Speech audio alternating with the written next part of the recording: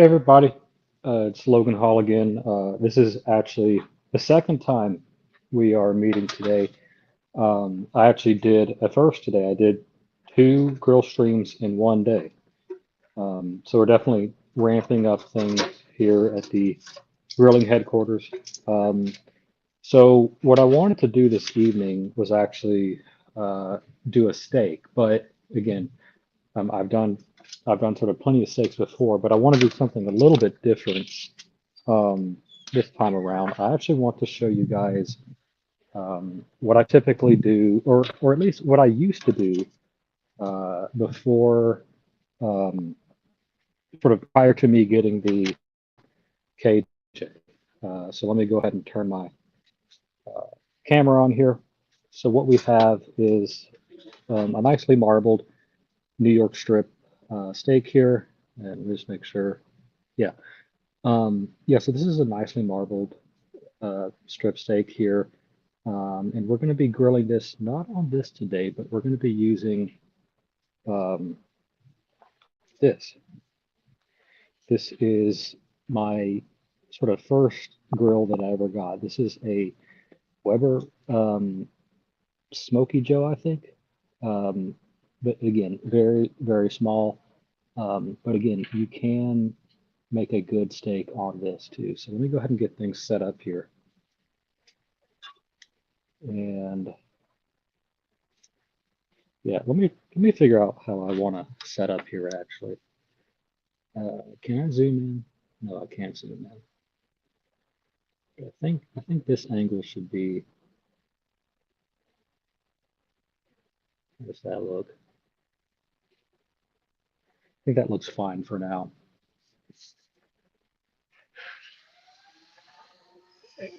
I mean, also sorry, we still have some folks doing some work here about 2 units over. So, but again, but this stream is actually going to be fairly quick. Um, hey, we got JJ here. Hey, JJ, thank you so much for joining, man. I do appreciate your support. Um, JJ, what we're doing is we're doing a New York strip on this little guy right here. This is my very first grill that I ever had.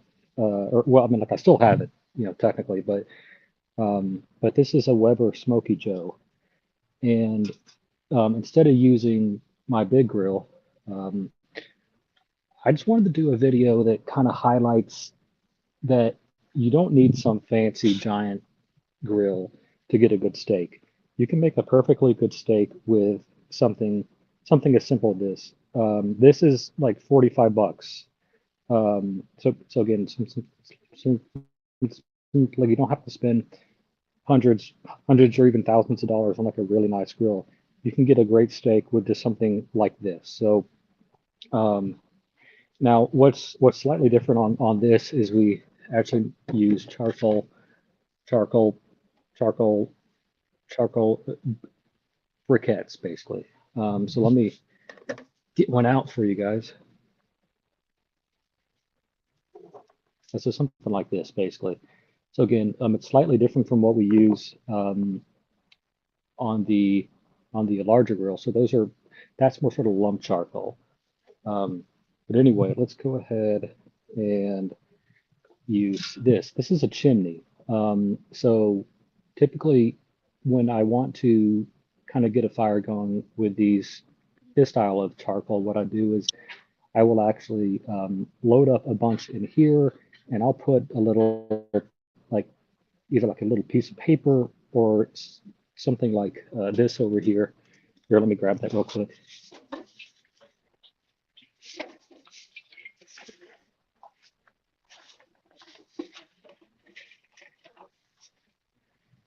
So this is like a really good fire starter here. But again, so what I'll do is I'm just going to put that down right here, and then I'm going to put this on top of that, and then I'm going to load this up with some briquettes.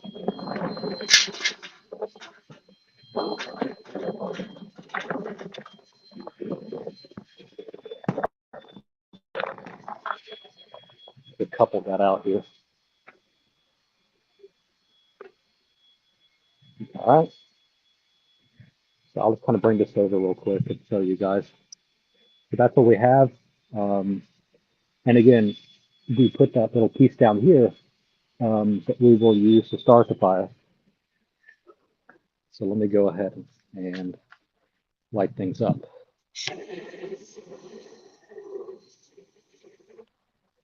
All right.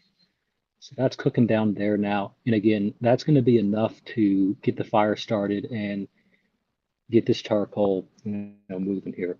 So what we'll want to do is we'll want to wait until these are pretty much white hot. Um, Again, so this will be sort of like a two-zone cook, and again, I'll kind of explain what that is further in the video. But this will probably, again, take 10 to 15 minutes to get it where we want it to, and then what we'll do is we'll lift the grate and then pour them in on one side, um, and then we'll start cooking. So let me take this glove off, and what we can do, I'm just going to put this right here, and we can chat a bit.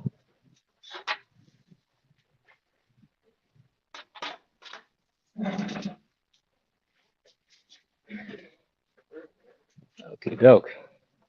Is that center? Sorry, JJ. I actually didn't see what you said after this. About time we see some real grilling. Tired of watching whiskey repeat. Turn meat into charcoal. Yeah. So, so, so JJ. Yeah. I mean, I think we all know sort of who you're talking about. Um, he definitely loves his monkfish, and he grills some wild things. But again, I will say that he is dedicated. He streams pretty much every day, and and again, and I do have to give it to him for that. He's sort of like the Tim Wright of grilling. Sort of he will grill every day, and he definitely has something good cooking all the time. Some of his methods and stuff are a bit questionable. Um, but but again, I do my own thing and he does his own thing, right? Um, but yeah, so anyway, um, so yeah, so I think I've already talked about the steak a little bit. Uh, This is actually from a local ranch. It's about 30 to 45 minutes up the road from me. And they do these they do these great sort of box bundles basically. So um, and like they actually sell it to you by sort of pounds rather than um, rather than rather than like the count of steaks that you get. So they were doing like a 10-pound box, like a 20-pound box on just ribeyes or strips or whatever. So I decided to buy. Yeah, I can't remember if I got like the 10-pound box, like the 20-pound box, but I got like I think like 16 strips out of that sort of box, and I think I'm getting down to the last few here. Um, but again, if you're someone who grills often, I actually would recommend that you get like a chest freezer. Um, so those are the types of freezers that you usually see like in folks' garages. Again, if if you don't have that kind of space, then okay, so that's a totally fine. But typically, what I do is when I um, when I typically look for steak, um, I will actually like go to somewhere like Costco and I will buy like like a whole strip or like a whole loin or whatever, and I will individually chop up my own steaks because that way you can control how thick you are you are sort of getting your steak to. But then it's also cheaper, right? So let's say that if again, if I were to buy this, in like a Publix or like a Walmart or whatever, it would probably cost me like $22 or something like that. Um, when you buy the whole strip, again, it's going to be sort of pretty pricey up front. Like it might be 200 or 300 bucks, but when you get 12, 16 steaks out of that cut, the price per steak is much cheaper, probably closer like to $16 or $17. Um, so again, so that's what I would recommend. If you again, if you do have the space for one of those types of freezers. Another big thing is you should also have a vacuum sealer. Um, so typically, um, when you are using that type of freezer and you are buying meat in bulk, you kind of want to be able to have it's like an airtight seal on sort of everything that you are sort of freezing like we're saving for later. Um, again, I think they're also fairly cheap. I mean, I actually got mine for Christmas, so but again, I would think that they're less than $100. So I'm like, but but again, I mean, in case you have someone in your family that you're shopping for Christmas, that that would actually be like a really good gift for them in case they are sort of into grilling or again sort of want to get into grilling. Um, so let me actually check something here. I just want to see who else is. So we have JJ. Yep, we covered JJ. Again, so you can see that going there. Again, we got some good smoke going there, but it'll be at least, you know, probably like another 10 minutes before we um, actually get going there. But anyway, um, yeah. So again, so that's what I would recommend if you if you are serious about grilling. Um, buy your own meat, one, two, slice your own meat, and then three, vacuum seal that meat, and get something to or get something dedicated, like to put your meat in, or to okay, get it wrong, but again, get sort of like a dedicated freezing storage type of unit basically to sort of store those in. But again, so those are just a few tips. Um, now again, something else like I want to talk about is how what we're doing here is different from us using this to grill. Hey Jen, hey Jen, how are you? Hey, thank you for asking about the wings. So the wings turned out really good. They they actually cooked a bit faster than I was expecting. So so earlier, you know what? Let me actually just show you something real quick.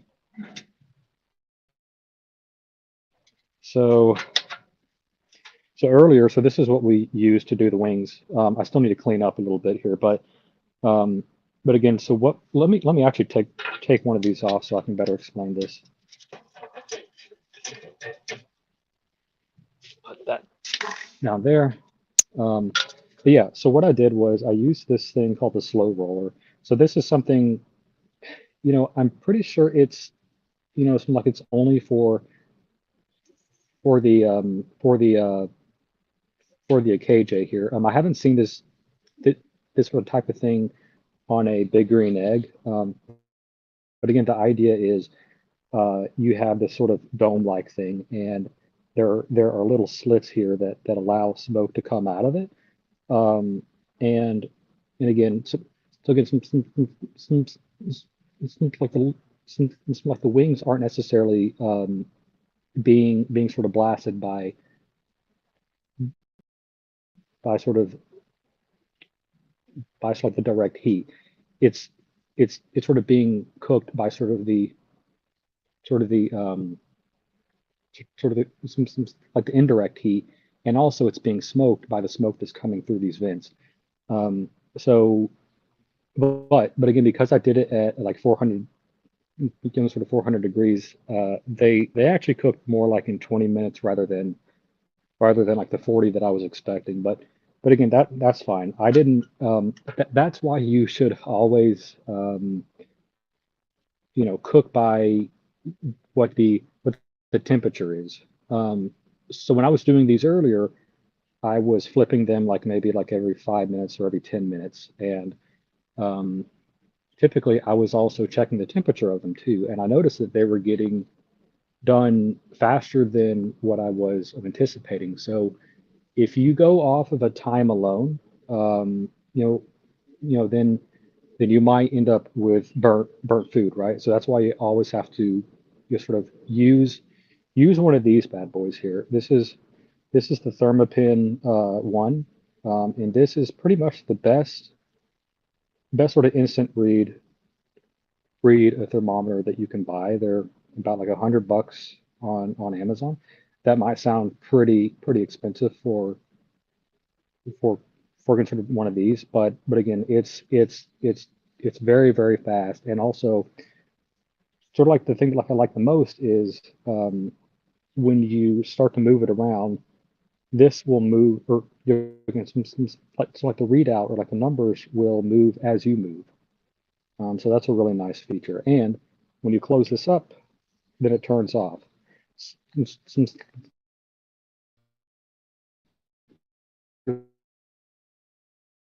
off switch or anything, you taking this out or like that will turn it on, and you closing this up will turn it off.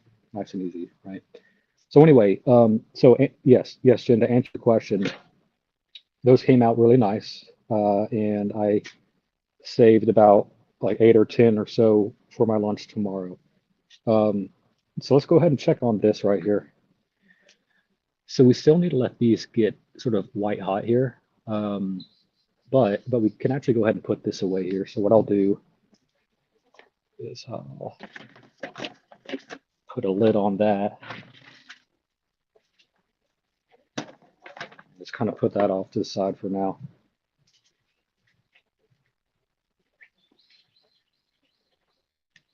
All right.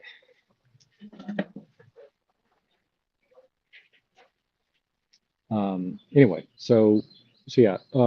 So also about this steak here. So I've been letting this sort of out sort of from the fridge for slightly over like an hour now. Yes. Sorry, let me come a little bit closer because the AC just kicked on. So this steak has been out for sort of close to like an hour now, and the reason why you want to do that is you want the steak to essentially come up to sort of sort of at least close to room temperature, because if you were to take it straight out of the fridge and then you slap it on a grill, it hasn't really had time to really adjust to its local sort of it hasn't really had time to like adjust. And what will happen is your steak is going to cook sort of very sort of very sort of unevenly, basically. Um, so um, so still get some like you might get like a great sear on like the outside, but it's still going to be pretty cold sort of in like the center. Um, now I also sort of typically always do what's called a dry brine. And that's literally just putting salt on your steak and putting it on one of these types of racks here, it's like a wire rack. And then what that does is it will sort of allow sort of air to like to circulate sort of around it. But then the purpose of the salt is to essentially extract out juices that are in the steak, but then those juices go straight back in, and it kind of makes your steak a bit more meaty. Um, but yes, that is something that I would recommend you do pretty much all the time. Um, but but again, I think for because for most of my audience is probably just buying steaks that they get from say Walmart, or you can source from like your local grocery store, and it's probably going to be like half an inch or whatever. Um, so I think when we do this cook, actually, I will kind of explain what you should be doing if you have a slightly thinner cut, but then also what you should be doing if you have something that is around sort of 1 inch or bigger. This particular steak is probably about like an inch and a half, I would say. Maybe sure just over like an inch, like in like 1.25 inches maybe. Um, and when we have a steak that sort of thickness, you can do sort of like a two zone approach. If you have a steak that's sort of under under an inch basically, you're really just going to rely on sort of the direct heat, um, because by the time that you wrap the steak, if you put a little butter on it or whatever, the sort of the carryover heat is actually going to internally cook it if you're going for something like a medium or like a medium rare. Um, now, now if you're someone who likes your steak well done, there's really not much technique you need to know. You just slap it on there until it looks, you know, done to you. And like you flip it over, and then likely by the time that you are done, getting the seal on both sides, it's probably going to be cooked sort of all the way, right? But again, if you want something that is more sort of, medium to medium rare, um, that's when you need to apply sort of some of these uh, some of these some of these uh, techniques basically. So um, anyway, so let's see if we got any more comments going here. Hey, we have Kevin Hawthorne again. Hey, Kevin, thank you so much again. I saw you this morning on the wing stream. So thank you again for tuning in. I do appreciate that. Um, let's see, is there anybody? Yeah, so yeah, cooking by temp takes all the guessing out of it. Yeah, totally agreed, Jen. I think there's, again, I think a lot of people, well, okay, I mean, I won't say like a lot of people, but I think people think that they know what they're doing, like just by going off like a time that someone told them. Um, you know, for example, Mathis called me. It's funny. Mathis actually calls me, uh, you know, pretty sort of often, and again, sort of every time that he calls me, he's asking steak questions, and he's firing up his grill, and he wants to know, like, hey, how long should I do this, like on each side, to get sort of medium rare or whatever, and we got to tell them, or tell him that it's really totally dependent on how hot your grill is, because if you were to, um, let's say that you have a grill and it can only go to about 400 or whatever. Um, again, so that's not really sort of ideal, like for searing temperatures. Typically, you want to sear around the 600 to 800 range, if possible. Um, but if you if you if you only have perhaps like a weaker grill or whatever, um, it's going to be a bit tougher to get a sear and also get a nice interior without getting gray band. Um, Now, something that I haven't done yet, uh, which I will probably do eventually, is how to grill steak in a pan. Sort of what sort of types of pans you should use, what types of oils you should use. So I'll probably save that for like another stream, probably here in the next few weeks. But again, that is a whole sort of separate conversation. Again, a lot of what we're talking about here and like the techniques that we're applying here do sort of carry over, but there are sort of a few differences when it comes to sort of frying from the pan, basically. So um, Jen G says dry brine is the best. Yes, yes, totally. Again, dry brining is something that you can do like not just with steak, but it's something that you can do with chicken too, or sort of poultry. Um, it's a very good sort of technique, that really it's like the only two things, like the two extra things that you have to do is you need salt and you need a little bit of time. I mean, that's really it. And I would say that it has increased we can sort of like at least the flavor quality, um, by at least, two or three times. Genji says, yeah, I learned about it with chicken. Yeah, exactly. Exactly. Now, Jen, the salt brine, or sort of like the dry brine, kind of has like an added benefit with chicken in that it will actually kind of draw out moisture from the skin, and again, that'll make your skin a bit drier, which is good for crispy skin, right? Um, Genji says, yeah, usually put chicken in a bag with salt and a bit of water overnight. Now that's interesting, Gen G, sorry. Um, so what you're actually doing there is actually called a wet brine. So typically you'll see wet brines being used like for like big turkeys and you know typically if you're doing like a marinade, like that's also kind of a version of like a wet brine. Um, but I see it most commonly with turkeys for like around Thanksgiving. Um, very poor audio, sir. Hey, okay, so let me move a little bit closer. Uzi, can you hear me better now? Sorry if it was a little bit low there. Again, I do have like an AC unit right here, and then I did actually have some neighbors doing some sort of work in their patio a little bit earlier, and that was kind of making like a lot of noise too. So the wing, or at least at least like the wings stream earlier, really sort of wasn't all that great from like an audio perspective because there was just like a lot of nosy neighbors sort of came around and they were interested. So um, anyway, they just use the water to kind of dissolve the salt so the chicken will absorb it. Oh, okay, interesting. Um, you know, I don't know if I've actually tried that before, Jen.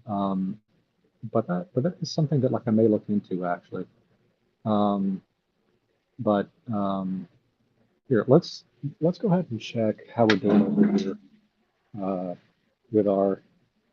Okay, so these are starting to become white hot here. I think probably within the next maybe like 2 or 3 minutes here, um, we'll be at a good point where we can roll this up here. For those of you that are tuning in here, um, I will talk a little bit more about the steak here. Um, so this is a New York strip that is actually from a local ranch. So I believe they're called ZK Farms or ZK Ranch.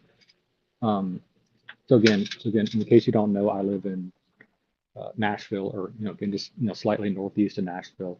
Um, and so these guys are actually like 30 to 45 minutes north of me. And they have these boxes that you can buy. Like it's not so much a box of say 10 strips or 10 ribeyes or whatever. It's more like you get a 10-pound box or you get a 20-pound box, and I think I got um like around like 14 to 16 different from that box. So again, if you can support your local ranches, great, sort of even better. But there's definitely a time and a place to sort of outsource your meat, and get something that like you really like. Something that I have not done yet is like gamey stuff. So so again, when I was in, again about sort of 2 weeks ago when I was sort of in New York, there was a conversation that I was having with Evan G, and he was talking about, like bison burgers, like and bison meat and all that. And, I have not actually tried that before, but I think that would be kind of interesting to do. Like maybe just get like a wild game or like a wild, sort of gamey meat box, because like there's all these different types of the subscription services out there that you can get sort of meat sort of directly shipped to your house and whatnot. So I might try that sometime, and that might make for an interesting stream as well. Jinji says, yeah, do that and put it in the fridge overnight. Okay, interesting. Okay, cool. Well, I think we are just about ready to get this get this going here. One thing that I will do is I will go ahead and grab some salt, pepper, and you know what? I will keep it at that. Sometimes I do garlic powder too, but again, I think I'll just make things pretty simple this time. Um, just kind of go with that. So I'll be right back to get those spices.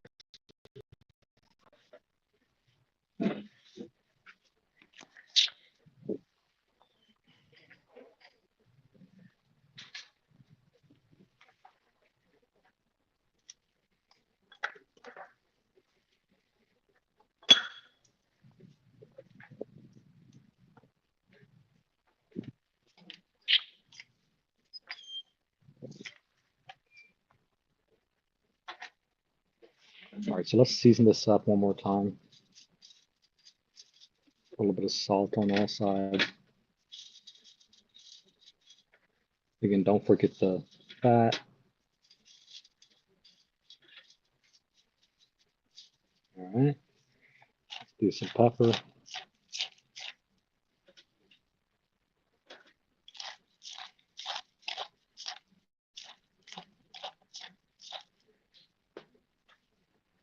So I would recommend you guys use kosher salt when you're doing sort of seasoning here because it's very easy to pick up. Table salt is going to be a bit a bit more fine and it's going to kind of run through your hands really easily. But again, when you're seasoning a steak, I would recommend using kosher salt. Um, so anyway, we've got this seasoned up now. We have our salt and pepper. Um, One more thing that like I will say is I do get asked, should you put like oil on your steak before you sear it? To be honest, I'm kind of sort of I'm indifferent about that. Um, you can, but again, if you use oil, then I would recommend you use like a high temperature oil, like a grapeseed oil. I would not recommend using something like an olive oil because olive oil is really more for flavor and um, and like it's really not meant like for super high temperatures, like a searing temperature. So, but anyway, guys, I think we're pretty much at time here to go ahead and actually do the grilling part. So what I'll do is let's put our gloves on.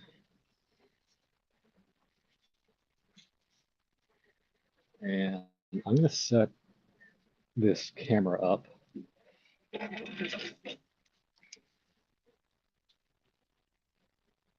Let's see.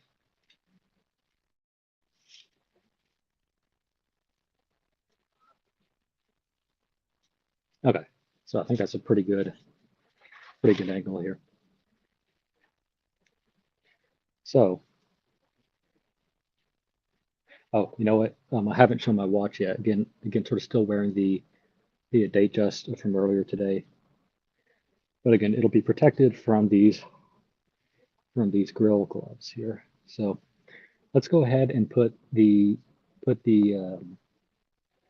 charcoal in the uh, in the grill here.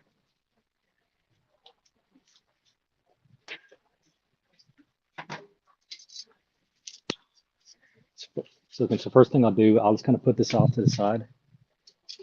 I'm going to grab this, kind of put that off to the side, and then we're going to put everything on one side.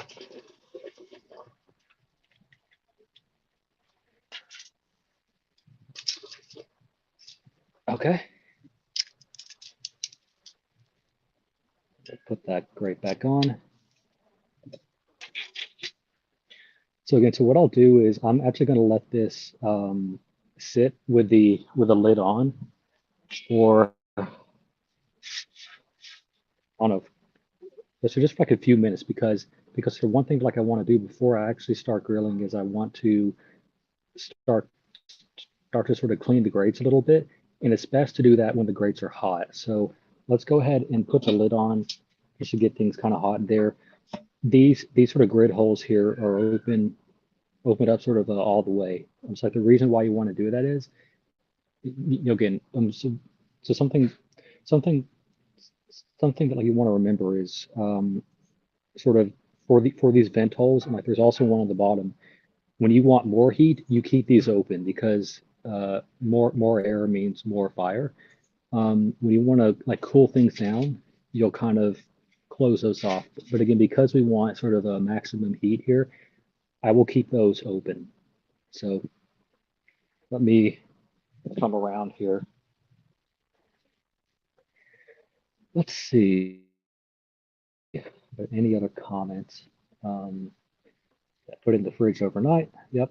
So um, one thing I want to do is I do want to get a bit of a better angle for you guys. I think what we have right here is maybe a little too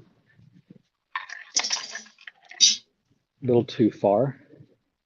So I will experiment with a couple things right here real quick while we get those grates up.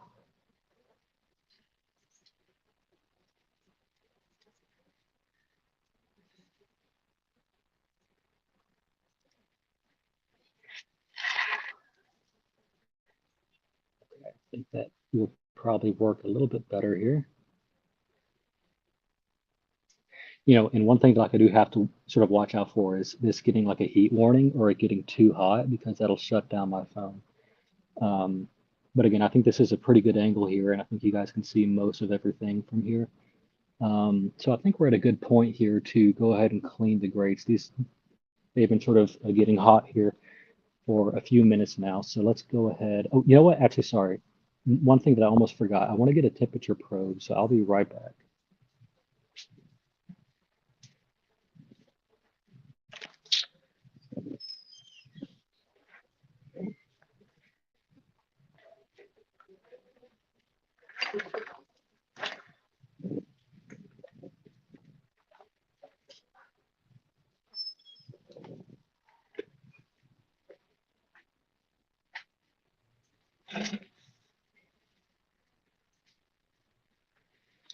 Okay, so if you do care about, getting closer to like a medium or medium rare, I would recommend something like this. So this is like a meter Bluetooth probe. And typically what I'll do is I'll go ahead and put this into the steak, and we're gonna basically shoot for like a temperature of like maybe 125-ish. By the time that the steak rests, it'll raise up to about 132 to 135, and that'll be a nice medium rare. So let me go ahead and insert that here now.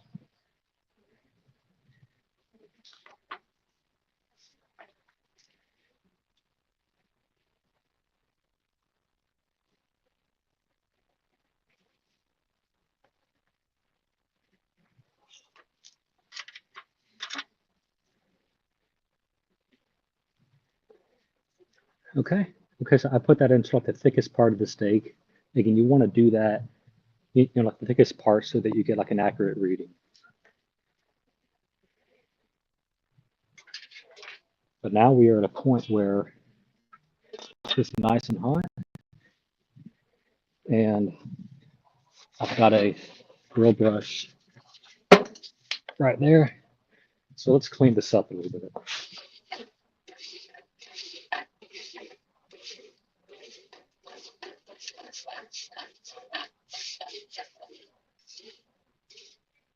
Okay, so we're gonna get grilling, guys.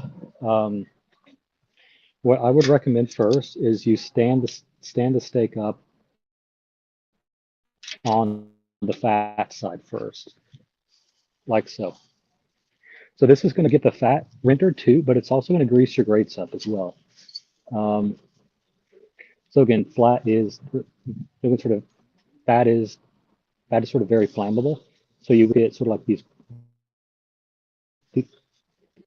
get these sort of flare ups there, but that's all right. You can just sort of greasing the grates with the fat. So let's let that basically get that sort of fat rendered. Here, so let's actually back off here for a moment and let that die down a little bit.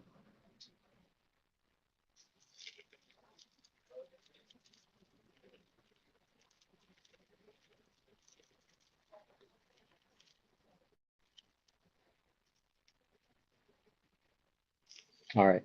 I think that's probably good.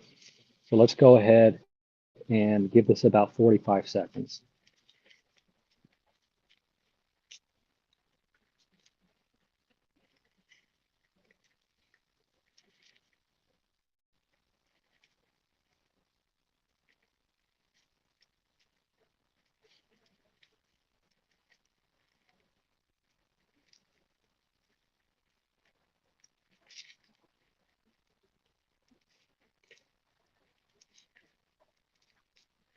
So let's do this here so that we give it like a nice sort of a crosshatch pattern.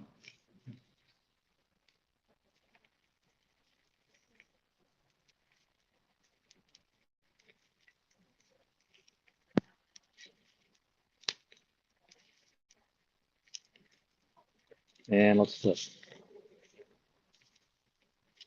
There we go.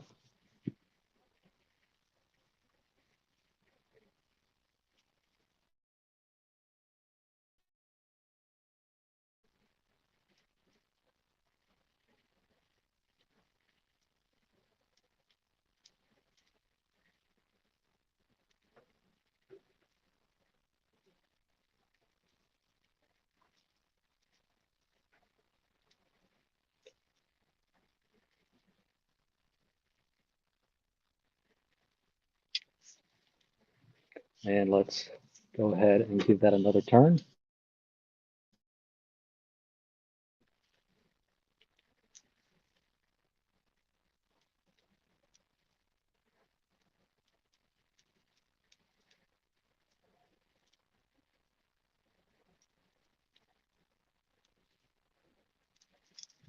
All right.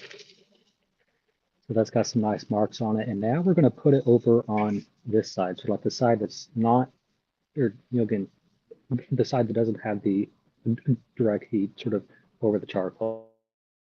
And we're actually going to close this up. Thank you. Appreciate it.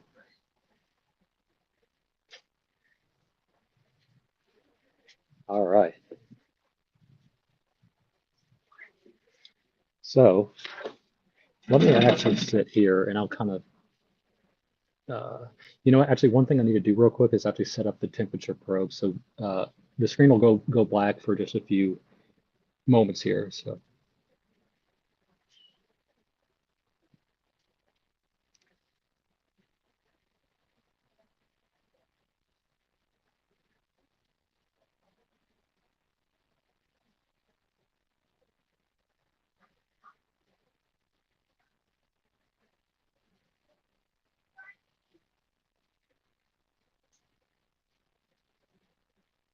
okay. All right. Sorry about that black screen for a moment, but yeah, I just had to set up the cook there.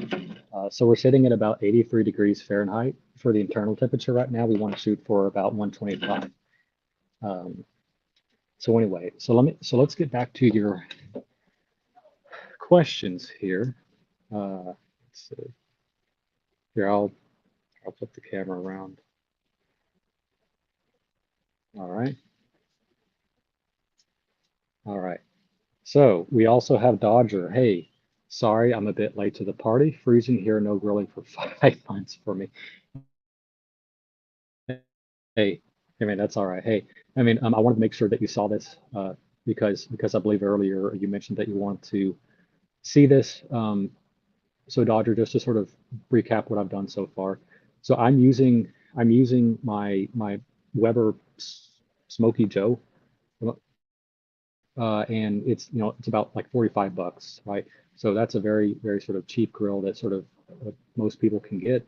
And what I've done is I've sort of lit the charcoal. I let them get up to like just like that white hot status, and then I poured those in on one half of the sort of grill bed, um, or like the charcoal bed, I guess. And so what that does is that kind of sets up two zones. You have a direct heat zone, or sort of like a hot zone, and then the side that doesn't have charcoal is sort of what we call sort of our cool zone, or sort of like some like some like the indirect heat side. Um, so the indirect heat side is kind of acting as an oven. It's, like it's not sort of directly exposed like the flames, but because we've already done that part, like we've already sort of gotten sort of the color that we want on the outside. Now we're focusing more on the internals. Um, so my meter probe just told me that we have 5 minutes before we get to that 125 mark. What I'll do is I'm actually going to flip the steak one more time um, because of the, I guess, small size of this grill. it's pot, or, well, at least the side that the steak, steak. Well, okay. So here, you know what? It's actually going to be easier for me just to explain this if I just take you guys with me, right? Um, so let's go back over here real quick.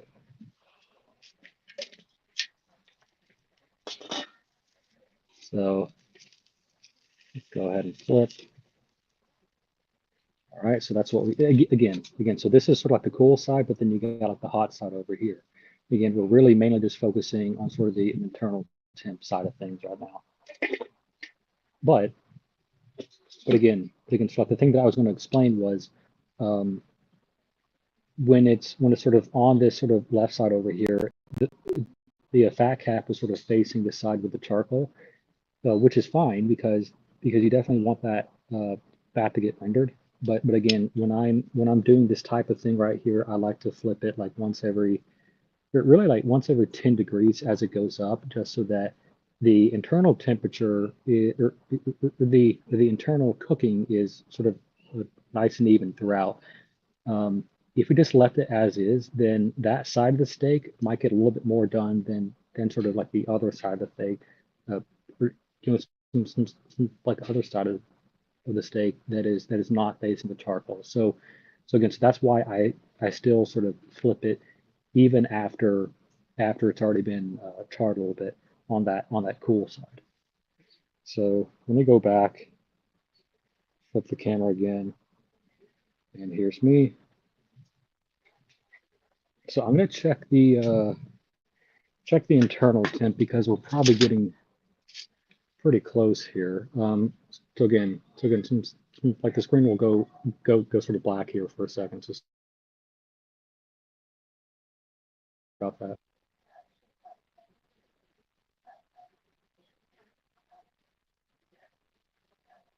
Okay, so we hit 125. So what I'm going to do, I'm going to go grab some grab some foil, and then we're going to put it in the foil, and then it's going to rise up to about like that 132 to 135 mark. So give me sort of 1 second.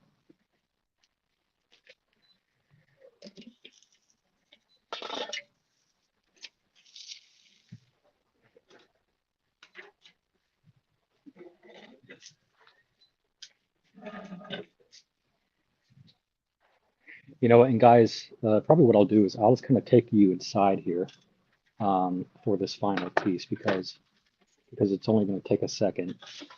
Uh, you know, we don't have to do like this resting part. So come join me inside.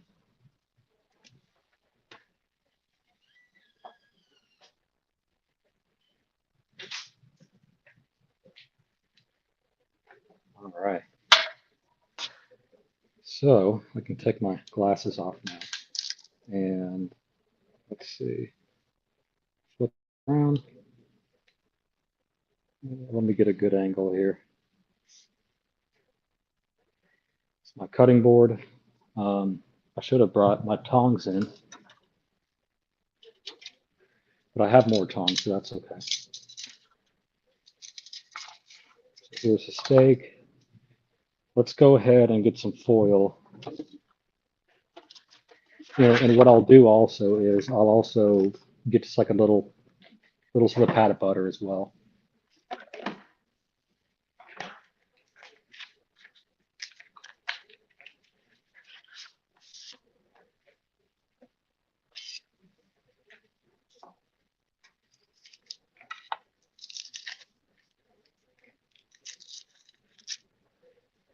Put that on top.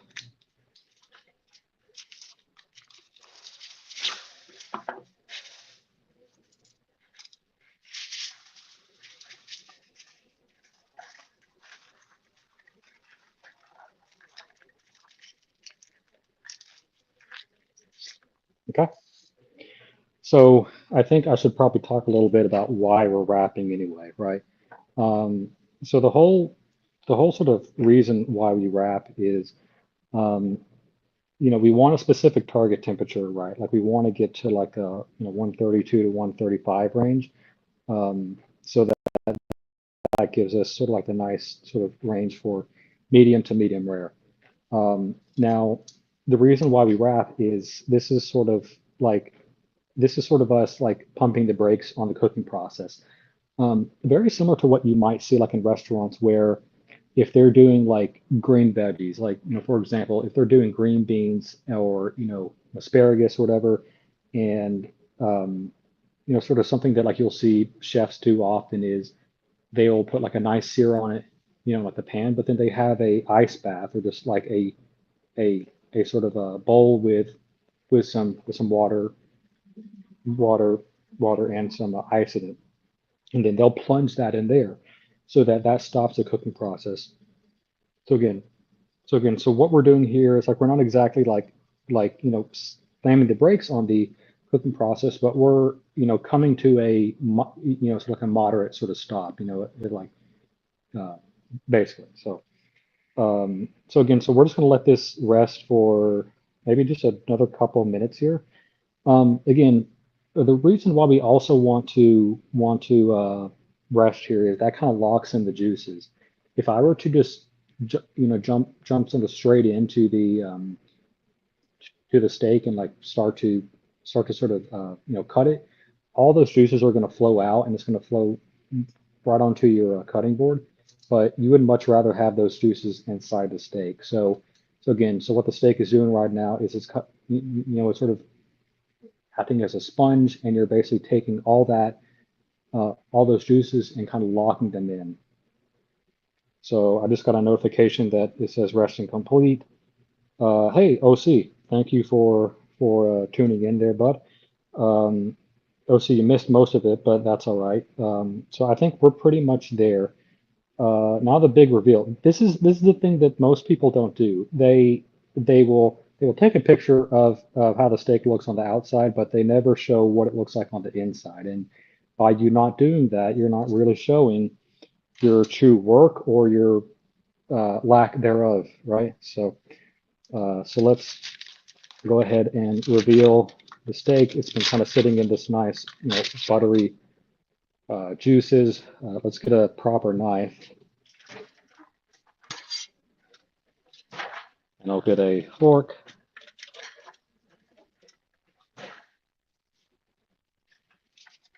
Take that off for now. Let's move that off to the side. And let me go ahead and take this to the probe.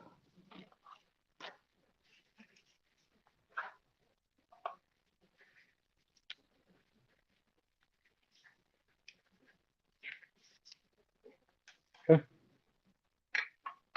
So let's get in here and see how I did.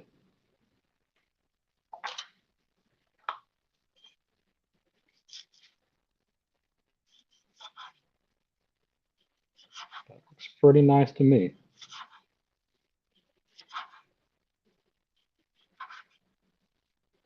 Nice rosy pink. Put that off to the side. So let's take a look at what we got, guys. Nice sort of a rosy pink there. The reason why there's a hole in it is that's where the probe went.